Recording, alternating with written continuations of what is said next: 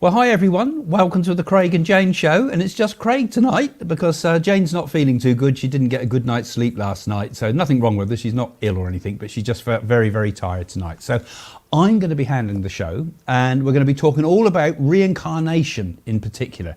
I mean, it's a really interesting topic, I think, this one. We're going to talk about the idea of reincarnation, the idea of karma and how it links into the idea of reincarnation. I was thinking we could talk about how your past lives now affect your present life now. And we've already had a few questions come in already from the patrons and from the members of the YouTube site, and we'll put some of those questions up as well. So as the show goes on, don't forget to put your questions on. Anyway, welcome to the Craig and Jane show.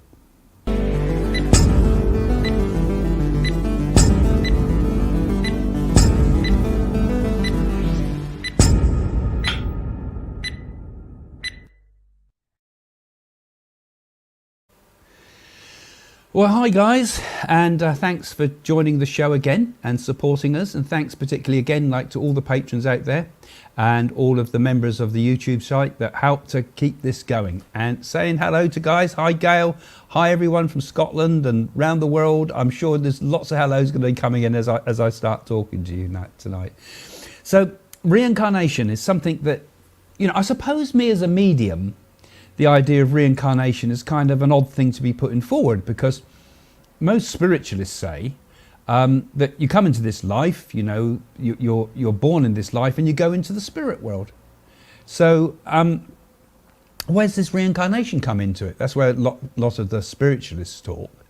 And when I first started in spiritualism, they used to say to me, you know, oh, you can't talk about reincarnation. This is a spiritualist church. You know, you're here to prove life after death.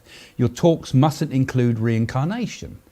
And that used to really annoy me, actually, and really rub me up the wrong way, because I used to then, you know, used to have to give a reading and things, and I'd always give a reading from something like the Dalai Lama or something like that, just to sort of be a bit of a rebel. Because in my book, there is such a thing as reincarnation. And although I'm a medium, and the debate's changed a lot within spiritualism now, but although I'm a medium, I believe that we go into the spirit world, but we also come back again into this world, that the spirit world, or the first levels of the spirit world, are kind of a temporary realm. That's where we first go to, and then we bounce back again. Oh, thank you, Maureen, that's kind of you. Yeah, well done. Good new member. Have a look in the description if any of the rest want to join. I'm distracted. But yeah, so it's always been quite a difficult one to pull these two philosophies together, really, because spiritualism came out of a tradition of Christianity, really, which also Christians don't necessarily say that you reincarnate, do they? It's written in and hinted in a lot of the Christian texts, actually, when you look at it closely. And the early Christians did indeed believe in reincarnation. It was kind of taken as a given. Even the ancient Greeks believed in reincarnation. So this whole concept of reincarnation was kind of not within spiritualism. But if you look at Kardec's philosophy and what we call spiritism, which spread into places from France, and it spread into Allan Kardec's ideas, spread from France and into Brazilian spiritualism is very interested in this too, believes in spiritualism. Also, if you look at the Swedish philosopher Swedenborg, he also talks about the concept of coming back again and reincarnation, and that the spirit world and heaven and hell, as it were, what he talked about, are not necessarily fixed places. You know, it's not that we go to the spirit world and forever in tea and biscuits in heaven, you know.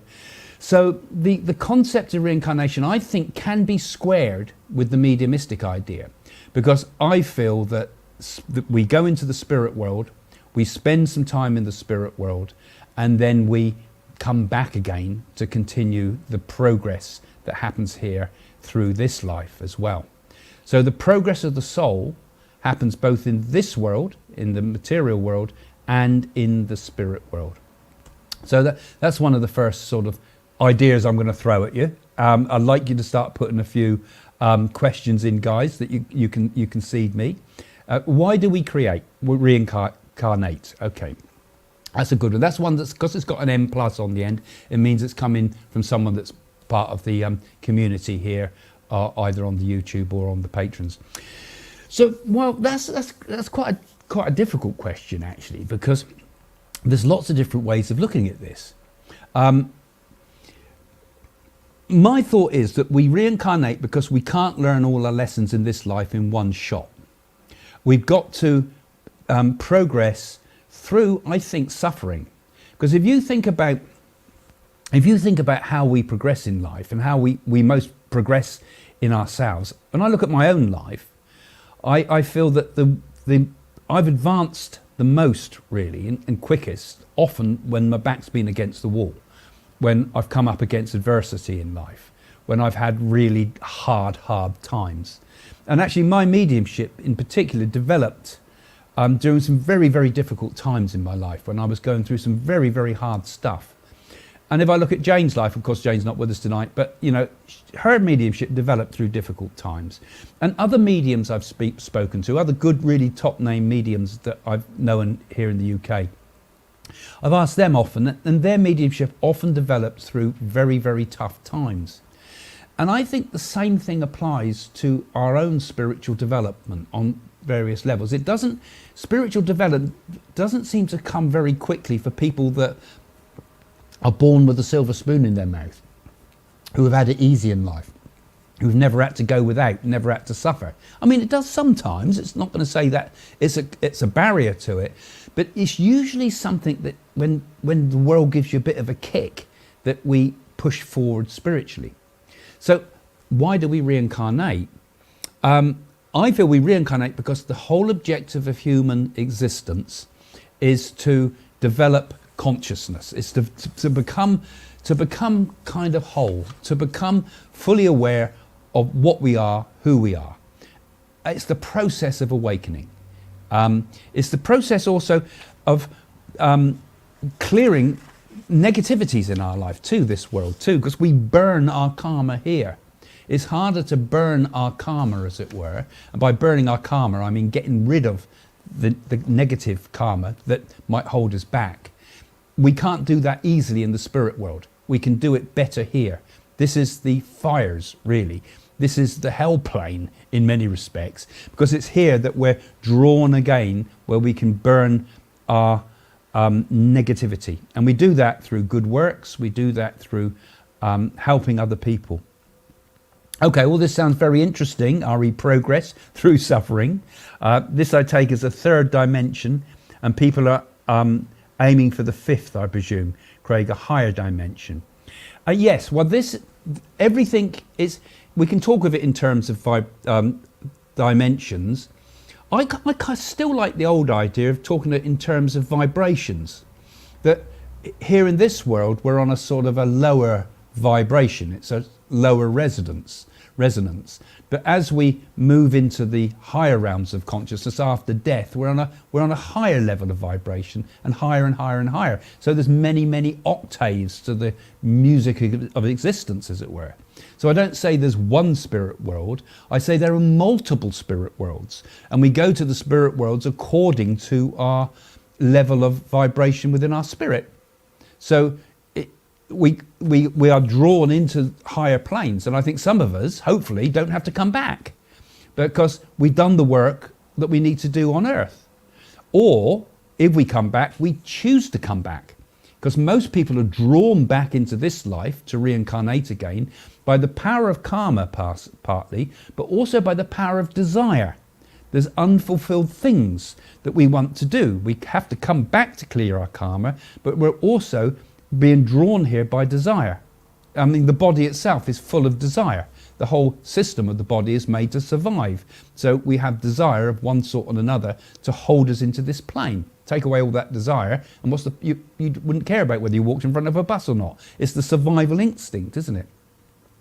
So Linda's saying, hi Linda, the earth plane is kind of a school for the reincarnated souls, which learn most through hard times and suffering. Yeah, that's kind of what I've been talking about. This is the earth school, isn't it? This is the place where we learn to raise our vibration, because the people of this plane, all of us here, because we are born on the earth plane, are not fully liberated souls. We are souls that are here in order to continue to learn. Some of us may have chosen to come back. Some of us may have had a partial choice to come back. We may have been not drawn back with, say, the same ferocity as somebody who is very strongly pulled by their desires into this world again. So I did a video the other day, didn't I, about non-attachment, you see. So something like non-attachment and developing a quality like that in our life gives us the ability to be able to free ourselves from earthly existence. Because you think about it, we're always clinging on in life, aren't we? This is what desire is, it's clinging. So we're clinging on to everything that we feel is important in this life. We cling on to the material plane, we cling on to wealth, we cling on to relationships, we cling on to everything we find familiar in this world. But really that is holding us back from the higher vibration that comes by letting go. This, I think, is a very important part of the whole concept. Reincarnation, partly, going that first question, is about clinging, isn't it? It's about clinging.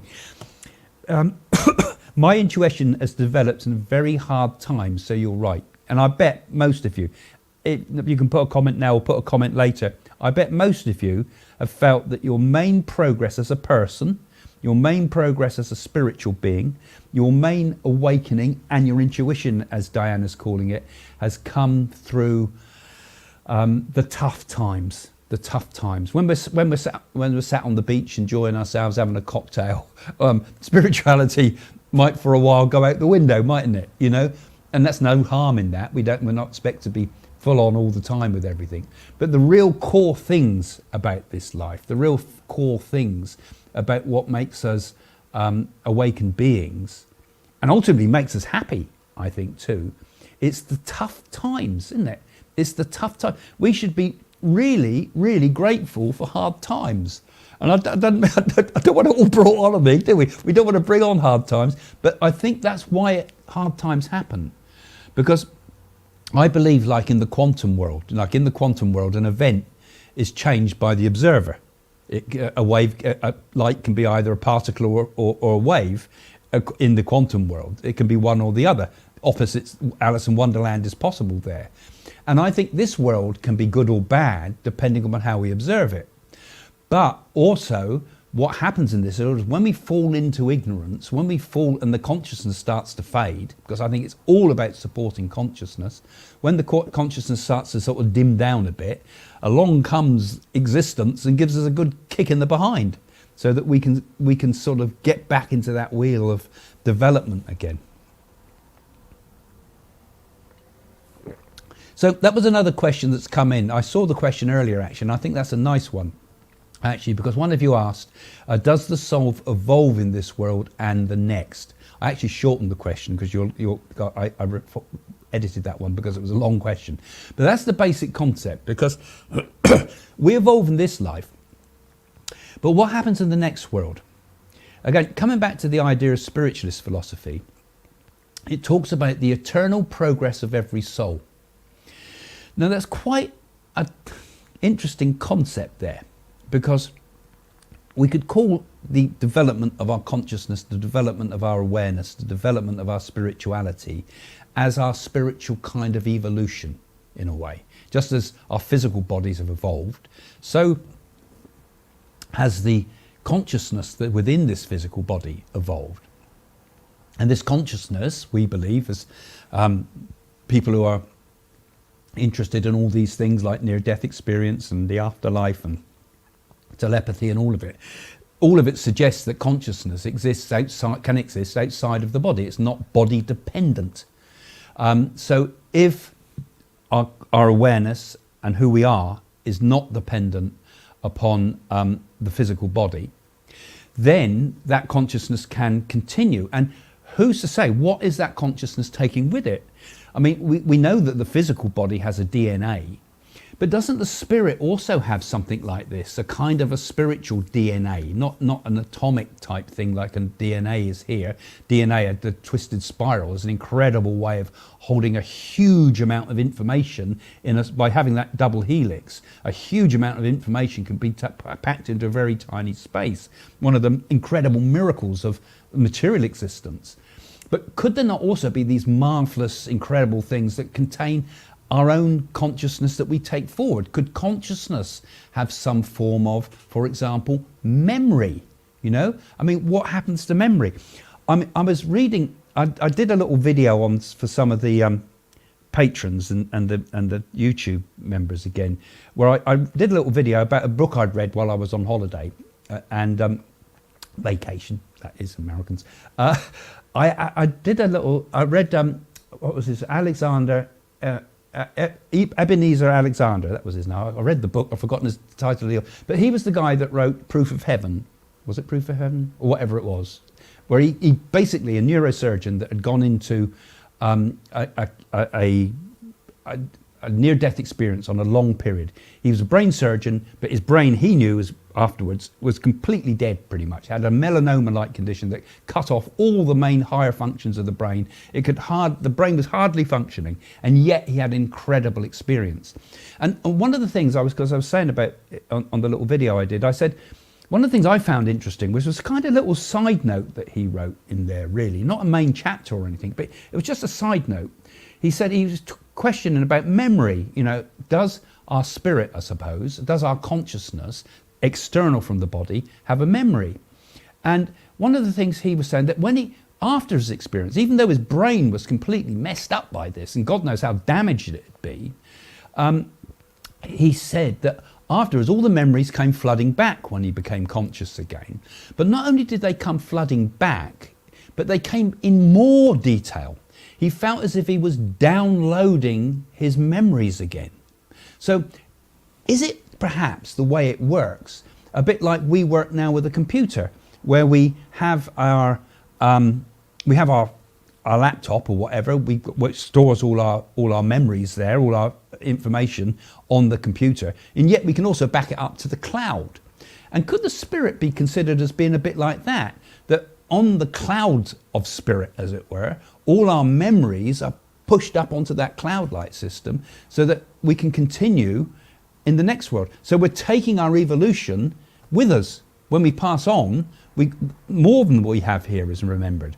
Because I think when we go into the spirit world, we remember everything. This is why we get these flashes at the end of life where everything comes back all of a sudden. The person remembers every single thing that happened in their life. I've not been through that flash of life recall, but the whole life recall comes back. That's because it's all been uploaded to the spiritual cloud, as it were. And when we go into the spirit world, our soul can continue its evolution with all the information. We've only got a limited computer here, as it were, that can only handle so many gigabytes. In the spirit world, billions of gigabytes can be handled, as it were. So it's like we're only limited in this world. Our mind is always working on a sort of seeing the world through a little tiny hole, as it were, because we can only have so much processing power here. So the evolution of the soul continues into the next world. So I do believe it does. And in spiritualism, they talk about, as I said, the eternal progress of the human soul. So is it eternal? That's another question. Do we come to a point where once again all we want to do is merge back again into the infinite, like the Buddha would have said, like some of the Hindu teachings would have said? Or does our soul continue indefinitely with this sense of personality, with this sense of memory, with this sense of continuality, perhaps in different and more evolved soul forms, and our consciousness becomes completely different, our sense of self becomes completely different? Or does it eventually just merge into the one? Those are the two ideas, of whether it's the to be or not to be question. Do we evolve forever, or do we get to a point where we dissolve back into the one, back into the Brahma, back into the, let the Atma and Brahma become one? And yet, maybe they're one already, and maybe both happen. Maybe it's one of these strange paradoxes of existence that we can be in two places at once, as it were. We can be in the infinite Brahma and in this world. So it's like God and his creation have become one thing. We are God's creation, and yet we are God because we are already that Godhead, but we are also the becoming of that Godhead. We're the unfolding. So it's like perhaps the concept of reincarnation is it's God becoming conscious of himself through us. God, I've gone off. You better put another question up, Matt. Otherwise I'm going to be going on and on and on. So Loretta's saying, can you personally, Craig, in a private reading, pick up via Zoom who the person is from a past life?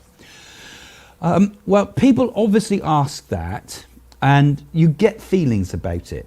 Now, the only problem I have with it is if I give someone some past life stuff, it has to be in the context of already having connected with stuff that they can verify. So, for example, if somebody's come and you've been able to sort of, using mediumship mainly, you know, so that's the highest power, the mediumistic part of it, really. Some people just want psychic reading, but let me say, supposing we're doing a mediumistic type reading, and I've got someone on the spirit world and I can give verifiable evidence and they can say, God, that's definitely my grandma, only she knew that, or something like that. So you've got the proof, you've got the connection, you know you've got the connection. Then I might be able to then ask the spirit guides, can you also tell me a little bit about this person's past life? But I cannot verify that, can I? Because unless we're able to give you some real information that you can go and look up in public records, it's very hard for you to verify that. So you have to take it on kind of trust. But at the same time, myself and all mediums are subject to our own brains getting involved. So we've got to be very, very careful that I don't go running off on something that might be a fantasy, right? So I give the information, but I'm cautious about what I would say to a person. Where some who are probably untrained mediums or psychics, or not, who think they're psychics, might just give a whole reading just about past lives. And I think that's very suspect because you can't prove a single word of it. And I remember my mediumistic friend, Jim Chivers, who was a lovely man. I hope you're watching, Jim, maybe you do.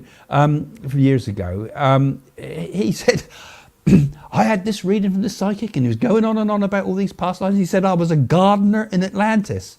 And he says, how can I prove otherwise? You know, and that stuck in our minds, me and Jane, because it was like, how can you prove otherwise? You know, you can't prove it.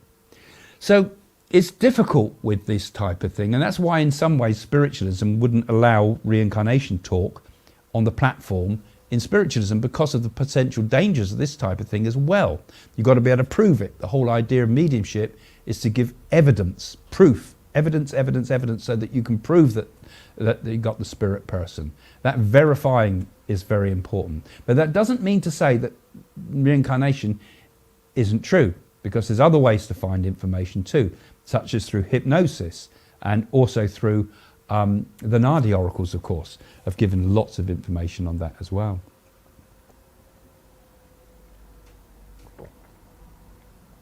So guys, if you want to become a patron, why don't you have a look in the description? You see some of the people coming up down the bottom here? These are all people. Thank you guys. Thank you all of you.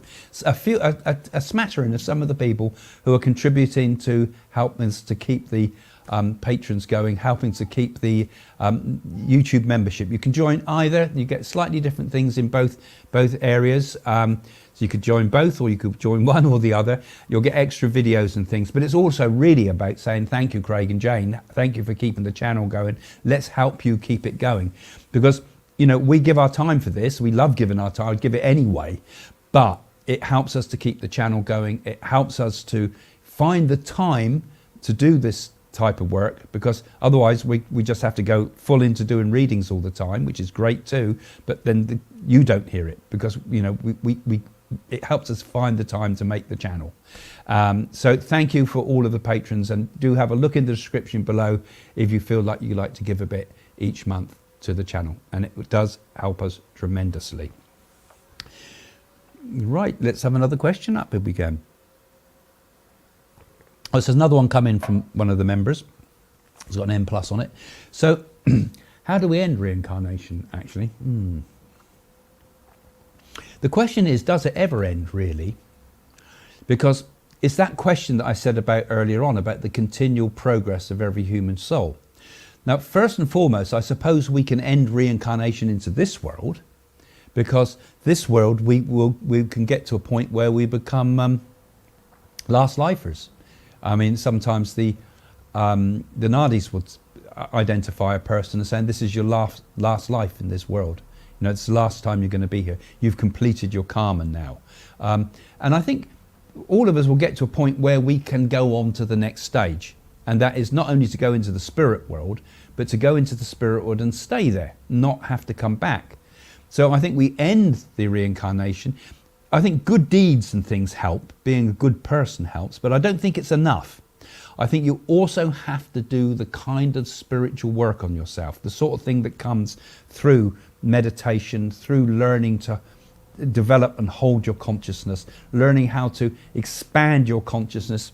You expand your consciousness, not some use external means like acid or anything to expand your consciousness, but you can actually expand your consciousness and retain your consciousness and develop all these things such as mindfulness and one focused concentration, and all these techniques can help us to become awake human beings in this life. And the point might come when you don't need to learn the lessons from this life. You've learned to not be sucked into the emotions, for example, but be able to be transient of it and be able to see these things, not be able to sucked into your own thoughts all the time, but to be transient of it, to be above it, to be transcendental person, to be able to see these things unfolding in yourself, but understand that the real me is completely separate from the system of the brain and the endocrine system that interacts with the world. So all of this eventually gives us a chance to step into the next life. But is that the end of reincarnation as such? Because beyond the spirit world, we're going to a spirit world plane that is a little bit similar to this for most of us, because this is what we're familiar with. We'll have a world of a kind of an agreement world, as it were, in which we interact with people within a slightly different version of time to what we understand now. But then maybe it's like a multiverse, because there's another layer above that. Maybe, like I described it as vibration earlier, that we can move our vibration even a higher notch, and there's worlds beyond worlds beyond worlds. We start to move into the worlds of the gods. And maybe we move from this world into the spirit, and then we go from the spirit into the next world and back to the lower levels of the spirit world and the higher levels of the spirit world, the lower levels, and then jump and jump and jump. And maybe even drop down a peg or two if our energies become very polluted by interaction with this world, which would bring us back to this world.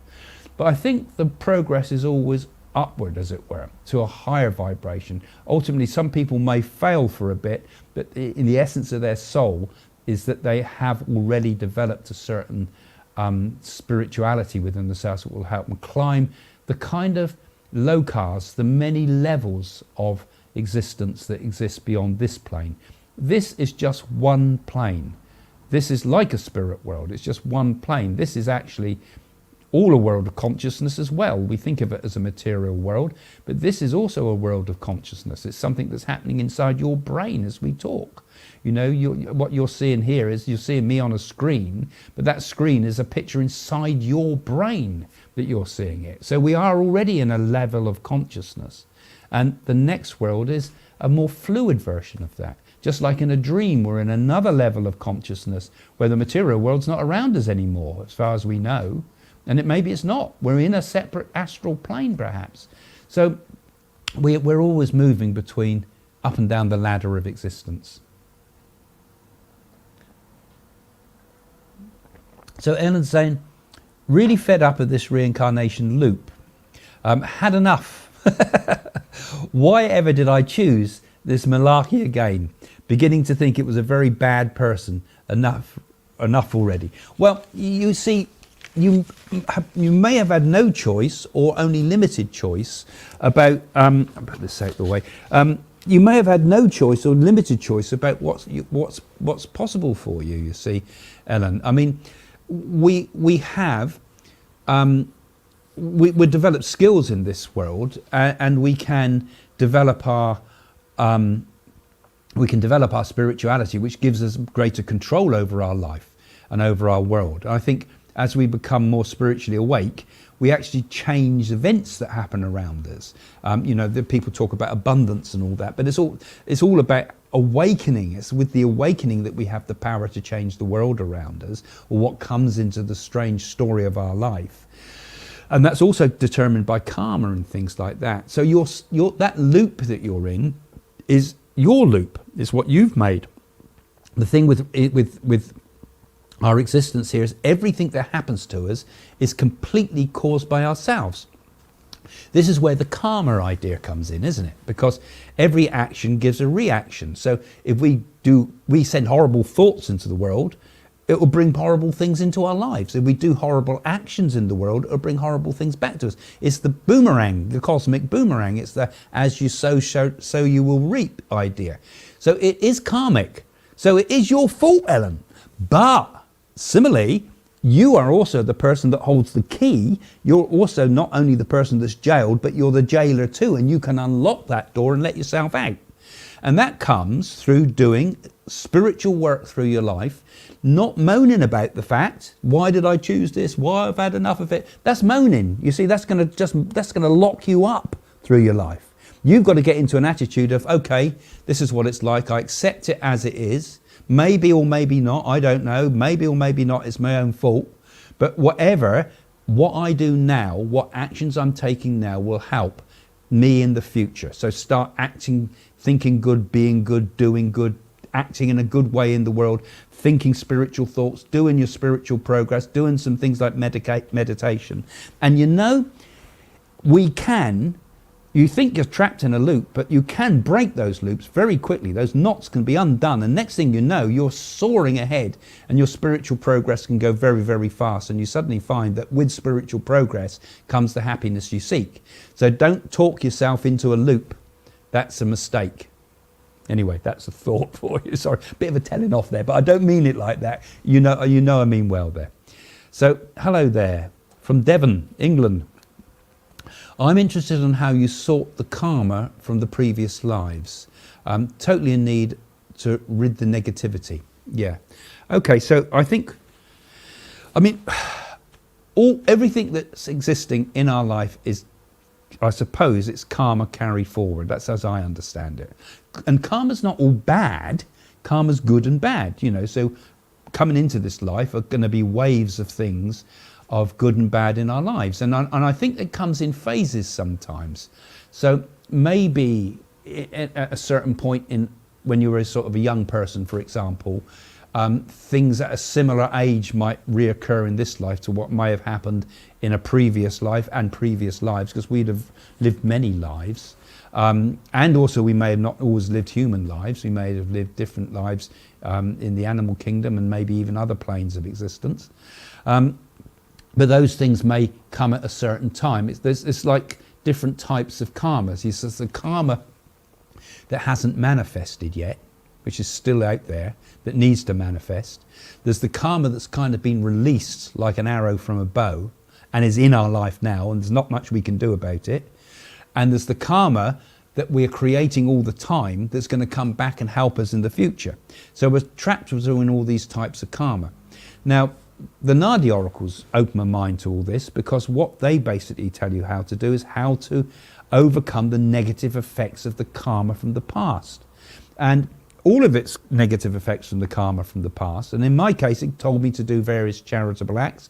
It gave me various complicated long-term mantras, sometimes over 3 years, mantras, and things that you can do. And there's different levels of the Naadi for this type of thing, by the way. And basically, by using these magical type things, I was able to, I feel, I've not cleared all my karma, because there's still going to be things happen to me unexpectedly in life and things like that. There's still stuff going to be flying around. But I think I've broken the attachment to the karma from the past. I've at least become aware of it.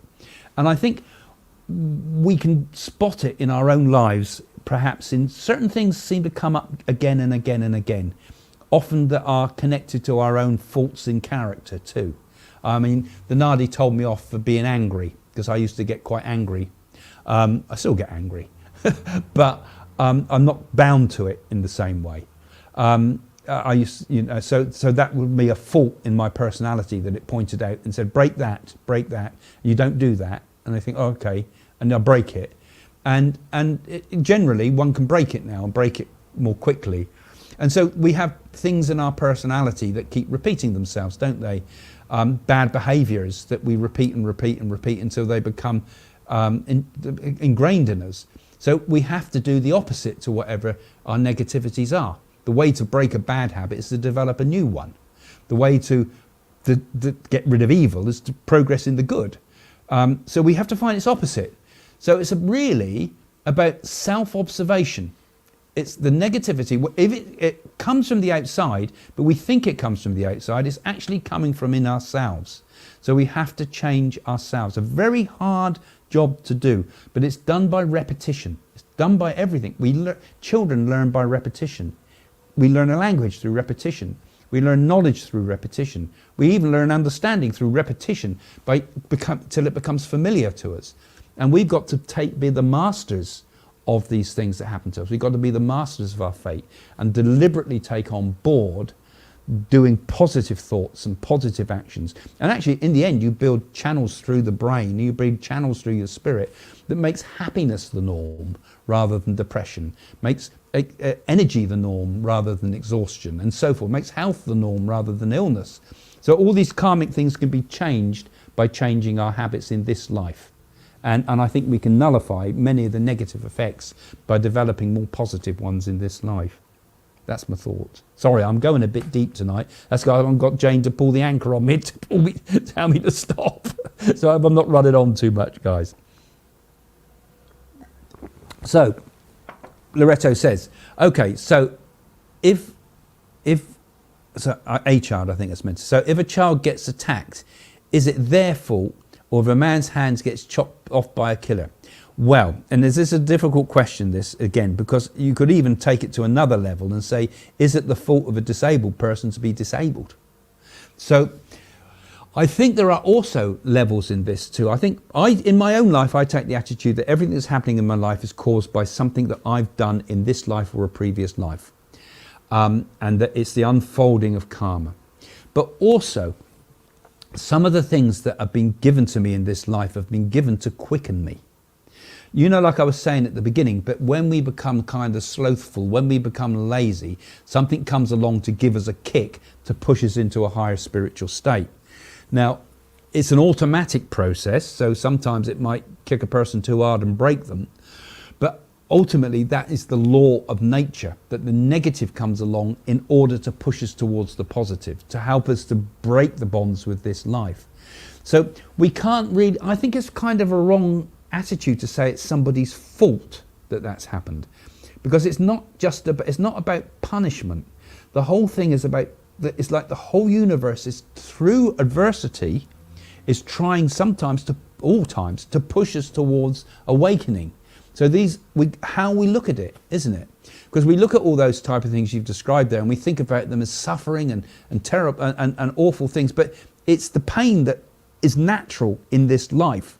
That whole of evolution is a painful, difficult process. We look at the animal kingdom and there's murderous things going on all the time with the one animal eating another, and look at the insect world and the horrible things that happen there. That is the nature of the world. That is mandatory. But what is optional is the suffering aspect.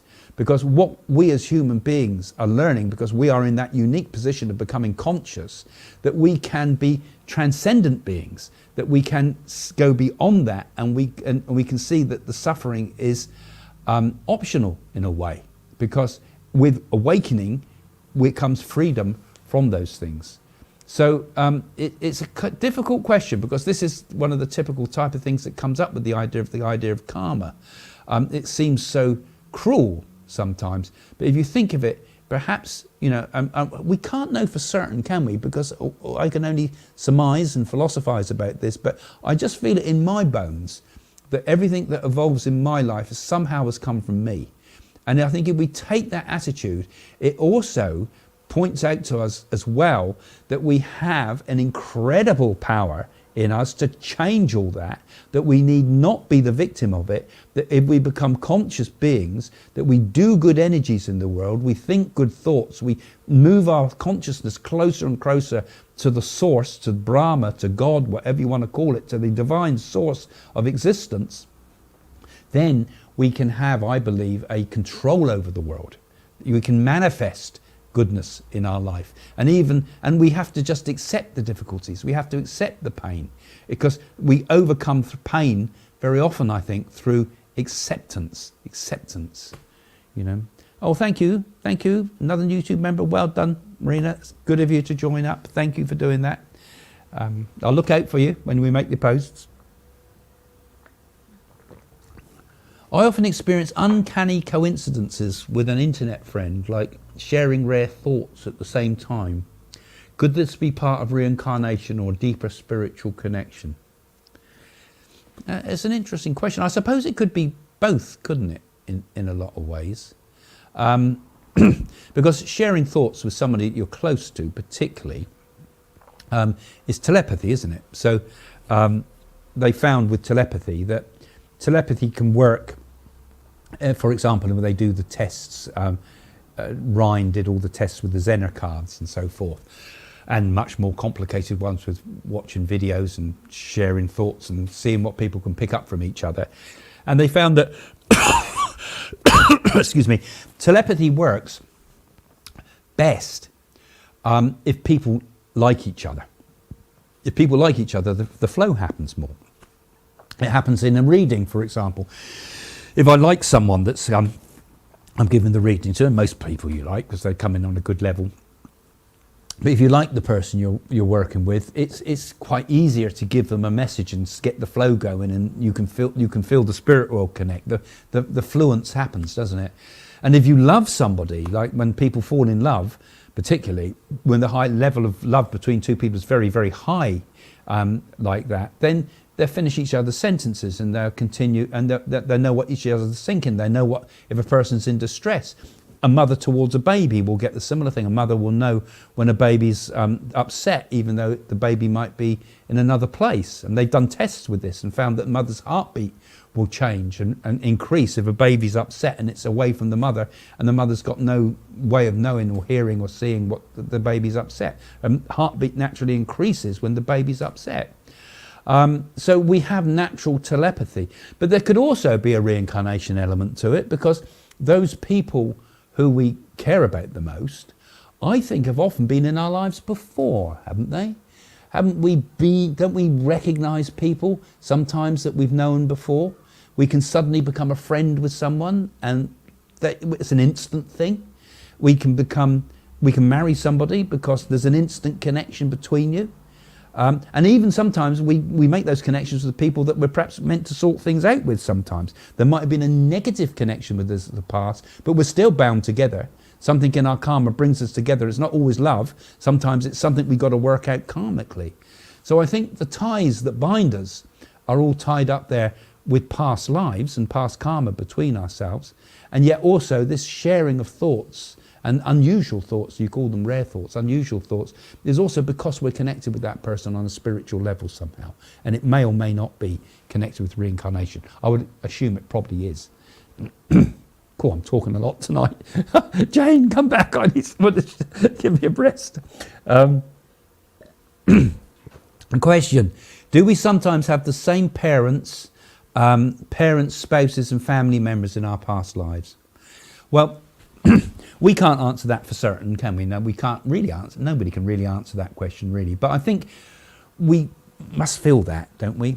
They do say that we come back together as group souls. That groups of people are connected together and they incarnate again as group souls. And that group soul group might be family, but it might be family and friends and extended families, and multiple families come together. So those people we are connected with, we've been connected with before. And someone who might have been your mother in a previous birth might have been your daughter in another birth. So that the roles are kind of reversed. So you're kind of sharing karmic things, and you're helping each other and teaching each other things you were taught by the other person sometimes. Because I often find that, you teach someone something, you say something to somebody and you tell them something, and then years later they come back and say that same thing to you. And you say, cool, that's clever, that was a brilliant idea, I needed to know that. And it's something I'd forgotten, but they'd remembered, and they'd given back to you the very knowledge you've given them, as it were. If I've explained that right. But I think that's what we're doing. I think we're working with each other, we're helping each other up the ladder of existence and up towards that higher realm. And I think many of us are bound together. I mean, some souls free themselves deliberately of all attachment. The sadhus and the perhaps some of the monks and things like that try to break themselves from family ties.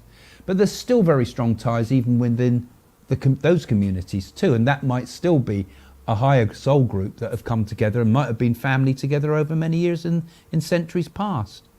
I mean, the Buddhists say that, that you've got to honour all life, and even, and particularly the Jains and some levels of Buddhism think when you're digging up the soil, you mustn't hurt any worm or anything like that, because it may have been your mother in a past life, because we've had so many millions of lives, they say, that it may have, at some point, every creature on earth may have been your mother at some point, and they have that mother honour type of element to it. Not all mothers are good sometimes, though. So what I'm saying is that you've got to you see all beings as one, but I think there's a sort of a soul group that we would be aware of in our life, and I'm sure that we teach each other lessons, and that soul group is not always people that love each other. Sometimes that soul group, someone can be brought into your family who is perhaps an enemy in a past, and might show those enemy sort of qualities in this life, and that's what we're trying to work out and break the karmic bonds for those things. So that's as I see it. And you probably feel the same, Sharon. You probably noticed in your life that some of the people in your life, you knew them before, and there's a feeling that you knew them before.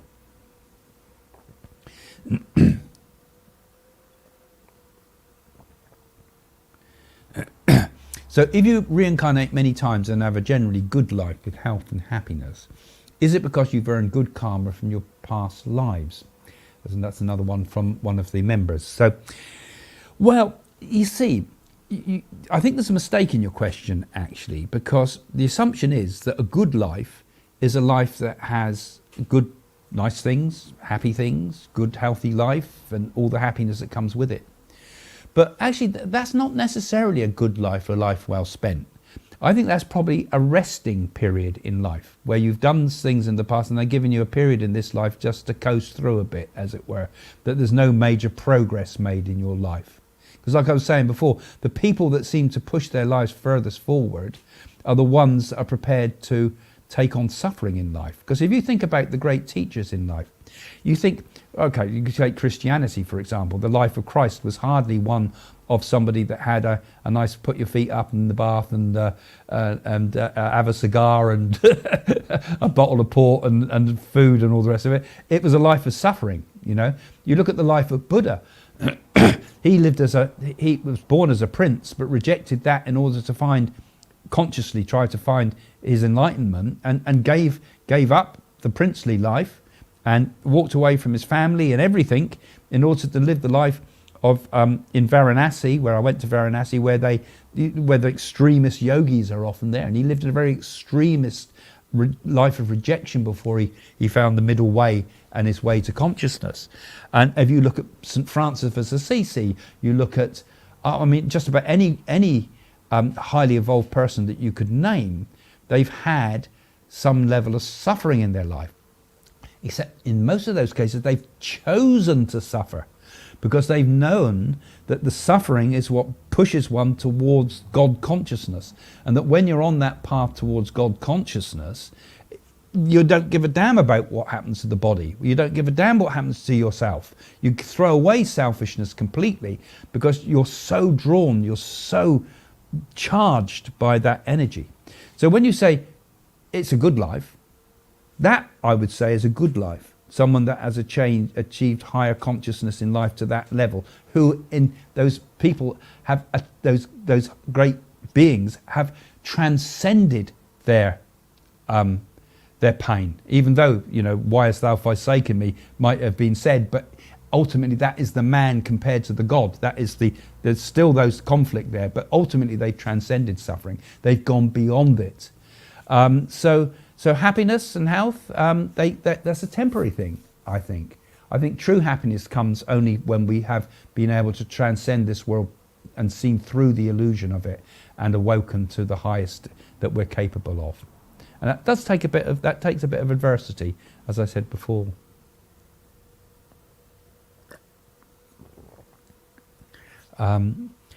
Craig, could you explain, if my son who has passed on and if he reincarnates, how much of his old identity is left in the spiritual realm to communicate with me? Well, again, you see, from what I've seen, Marion, we don't reincarnate instantly. There are some cases, I think, where people reincarnate instantly. I think that because there's been lots of examples in Stevenson's, I think his name was, in the Bloxham tapes and things like that, cases of reincarnation where they've been able to remember the family down the road, right? And that you were my mum and I was the child, and can explain the story. There's some very interesting case histories of people who clearly had reincarnated immediately. And that had often been after an accident. And I said one of the things that draws us into some major tragedy of some sort sometimes, all death's a tragedy, but some where there's been a very powerful desire to come back to this world because I'm not complete. So they've not wanted to go to the spirit world, they've incarnated immediately. And I think those cases are quite rare because they're trying to come back immediately. What happens, I believe, is that when we go into the next world, we let go of this world, and quite naturally, once the suffering of the body is gone, we're immediately drawn into the light. We're immediately drawn through the tunnel of light, I suppose. We immediately go through that life review. We go into that upload world, as I talked about, where all our memories are suddenly, our fullness of our personality comes, and all the memories of previous lives are unfolded in front of us too. And we become our highest self. Even a little child would awaken to their full potential of being a human being and of multiple beings over many, many incarnations. All that information is back to us again, and that's who we become. And we stay in that world, in the spirit world, because we have a certain amount of, as it were, we have enough in our spiritual bank account to be able to stay there for a long time. The work we've done in this world, we're given a period in the spirit world to recover again. So I wouldn't say your son would reincarnate.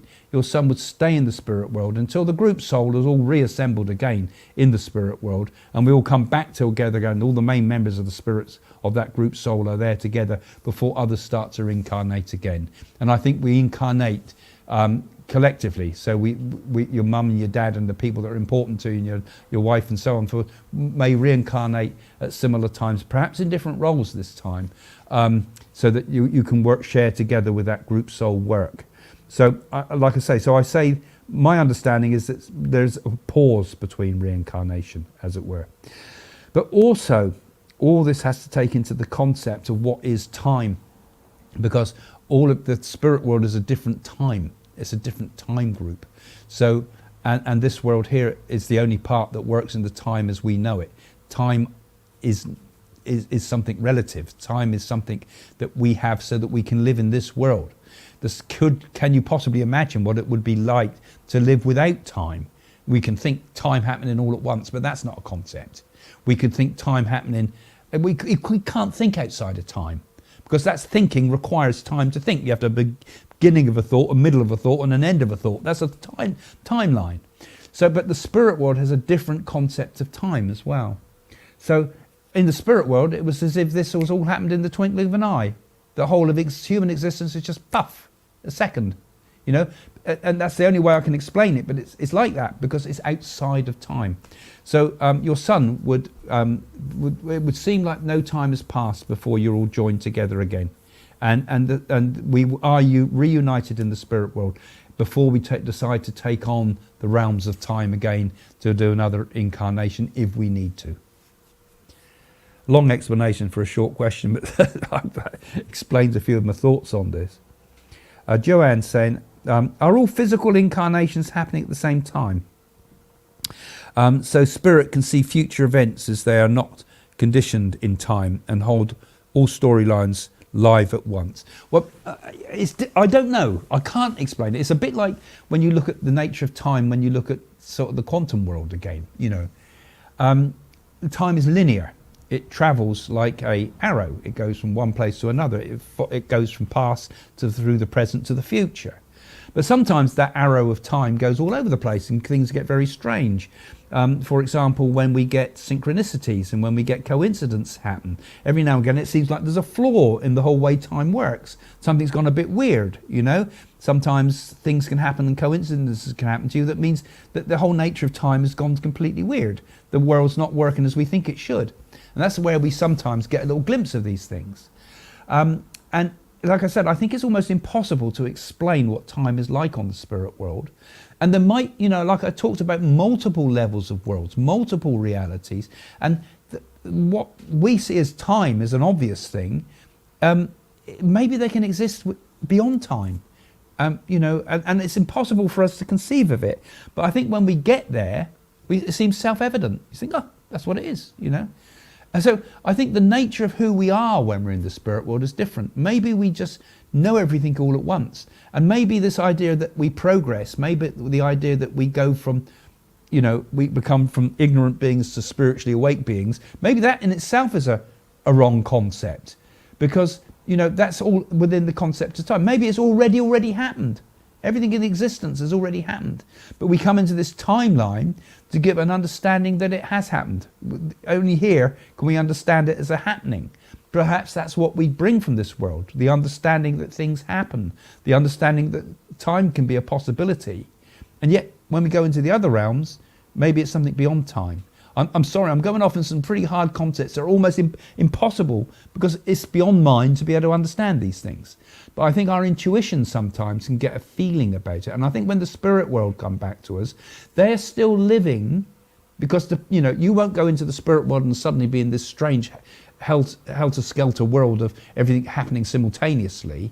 You will still exist in the spirit world with an understanding of a timeline because you won't be going into a world that's completely impossible to understand.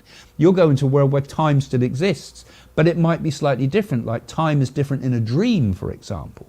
So you might be in your grandma's house as it used to be years and years ago, talking to your grandma and experiencing that and resolving those sort of things in your consciousness. So this is why the spirit world is malleable and it's based upon our human existence, but it's a kind of a dreamlike version of it in a way. And by dreamlike, I don't mean illusionary. I mean kind of like a super dream almost. It's the higher reality.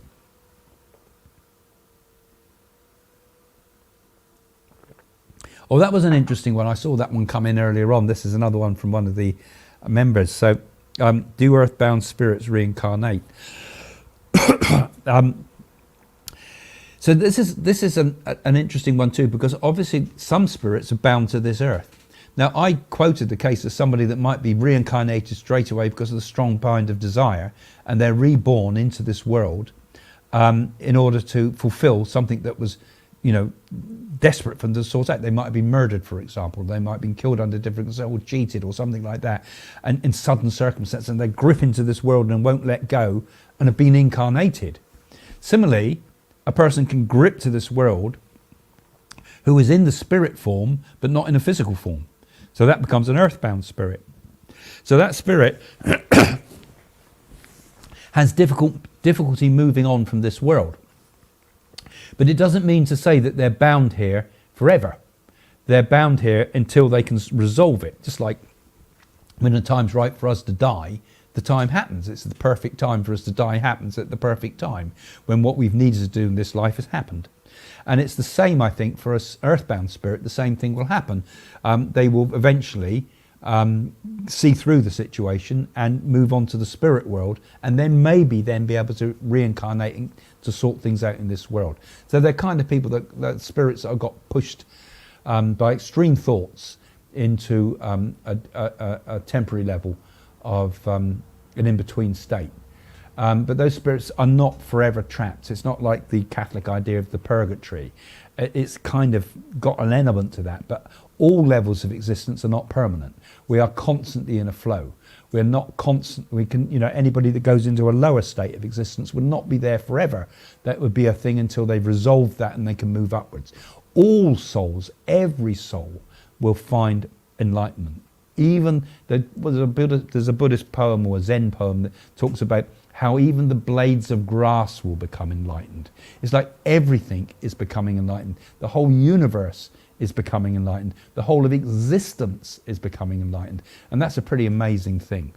And even the earthbound souls, they are all on the path of enlightenment. And there's a good mantra that sometimes one does, which is Loka Samasta Sukhino Bhavantu. May all the beings in all the worlds be happy.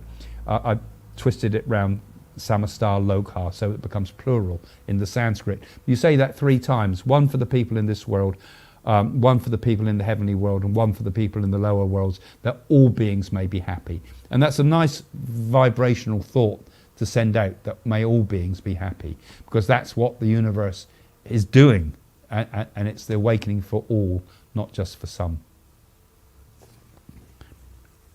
Cool. Well, I have been going on and on and on, and it's time to finish the show. So I hope you guys enjoyed that. It's amazing how much you can talk when you're interested in something, an hour. But I hope you enjoyed that. I hope it stimulated some thoughts. Continue to put your comments into the comments of this YouTube, because it makes it interesting, because it's becoming like little forums. People are answering each other and sharing thoughts and sharing ideas, sharing their birthdays and things like that. Make it into a community. Make it like the forums used to be before they were all taken away from us by Google. Let's have a forum in there. And don't forget, every time you come on, whenever you watch any of our videos, please, if you come on regularly, always give us a thumbs up, because today's a whole day's of all about algorithms, isn't it? And if you give us a thumbs up, it tremendously helps the video. So if you've enjoyed watching this, you've watched it all the way through, you've obviously enjoyed it if you stayed this long, give it a thumbs up and do it every time you join the channel. So have a look in the description if you want to become a member of any sort, and it's all there with all our services as well. So I'm going to say goodbye now. So I'm going to say bye for now. They're the real deal, and they're really sweet. Like, you can tell they come from a place of love, which is very endearing. I know. You know a charlatan, and especially in Los Angeles, you know when you're meeting shady people. These guys are the real deal, no doubt. Yeah. Everything about the reading was just spot on, down to the colour. She gave the colour blue, which was very prominent because we wore blue to the funeral, and it was his favourite colour. So I've seen a lot of mediums before. I was very impressed with them. Very, very good connection. I couldn't believe the connection I got tonight. We're definitely talking to our loved ones. Mm-hmm. He said about the photograph, well, I had all them, and he said to me, you've got that in your bag. And I did. I had everything in my bag, they said. When I went outside for a break, and I said to Carol, they know things that nobody else knows. Now, where was I up the back there? She was spot on. Everything was right. It all meant a lot to me. She had my father's name, everything, things about my brother. There's been problems with my brother, and I'm so glad to hear of them both. My father, he was doing this. I'm just glad he's friends with me, because things happened. It was all just a bit emotional.